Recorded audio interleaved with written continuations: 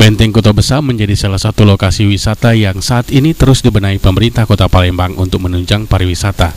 Pada malam hari, saat ini kawasan BKB semakin indah dengan kerap-kerip lampu berwarna-warni.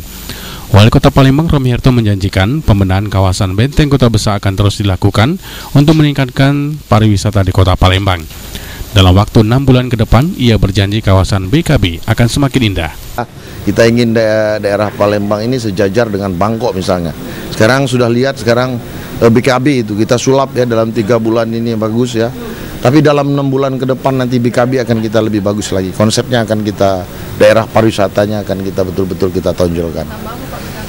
Macam-macam nanti, sabar saja, tunggu saja ya. Sekarang yang direncanakan ya.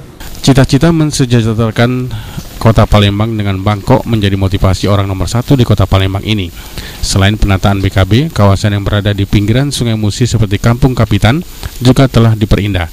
Selain itu, Romiharto juga membangun resort di Pulau Kemarau. Aprianto, PAL TV.